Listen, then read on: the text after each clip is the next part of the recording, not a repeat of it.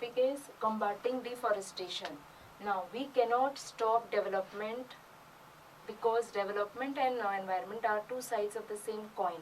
So for development we need to cut down the trees, or felling of trees is done, or it is also called deforestation.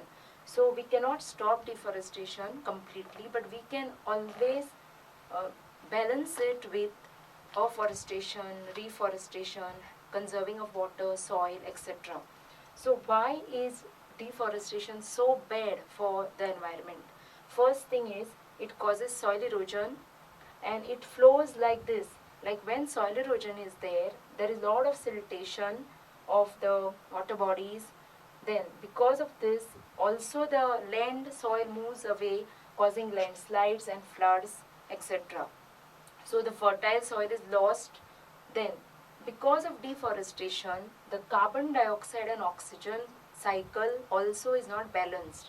If a tree can take in carbon dioxide, but because of deforestation and human activities on the other side, carbon dioxide is increasing in nature, and it is not being able to go into the trees, or it remains here in the atmosphere, causing a lot of greenhouse gases.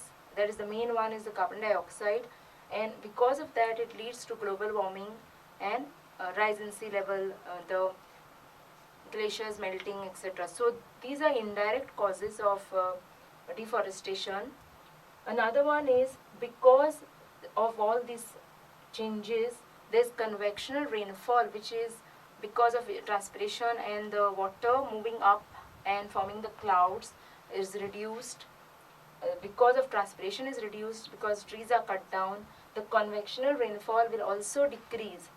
Now, also when, if you compare a barren land and a forest area, from the forest area, the solar radiation which comes in, the amount which goes back is called albedo.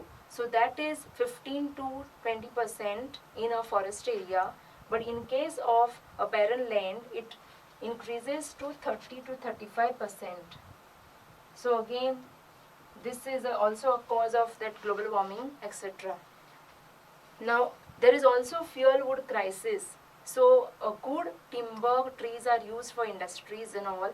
So the rural people have to use some low quality wood for their cooking. So that is also bad.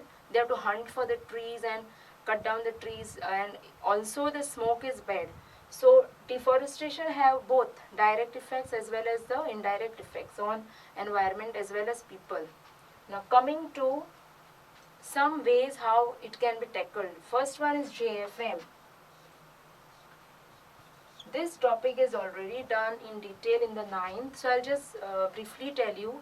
JFM is Joint Forest Management, and it is between the people living in the fringes of the forest and the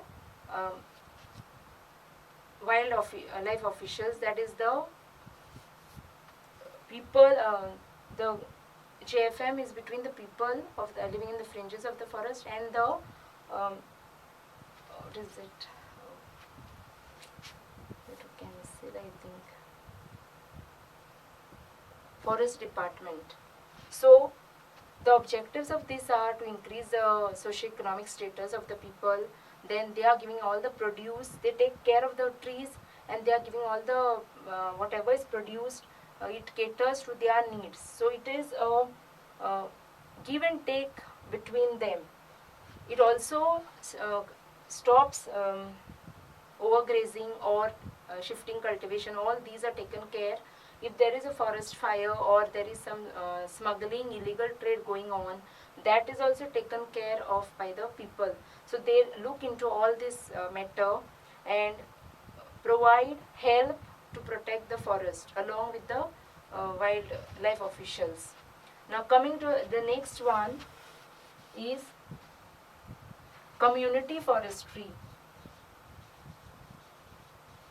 Community forestry is just like JFM, but this is done by taking care of the trees which are grown on a community land. So the community people are involved, and here government is involved. So it is the partnership between the people of the community and the government. So here what happens is that people take care of the trees and like JFM, but here the finance or the seeds and fertilizers, everything is given to them by the government.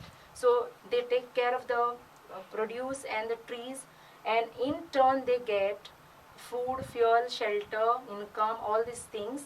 So it is a trust, or uh, they have to be secure, then only this works. So they have to trust the government, government has to trust the people. So this works in two ways. So this helps in controlling deforestation too. Now coming to the last point, that is what can be done to use instead of timber, that is called that is alternatives to.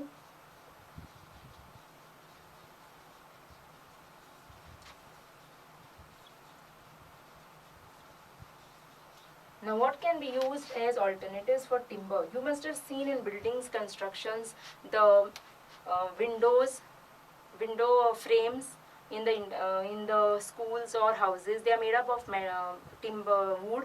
So that can be again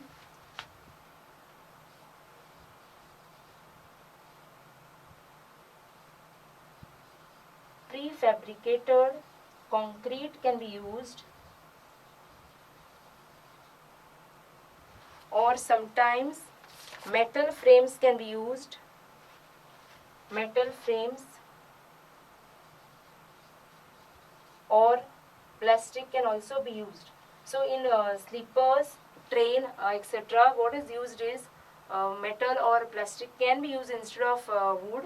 So this will reduce the pressure on the forest, as well as it will reduce deforestation.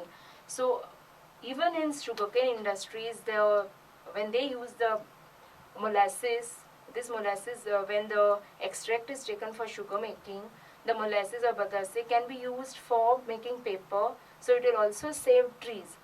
So these are some ways where you can bring less stress on the forest or less stress on the timber industries. Thank you.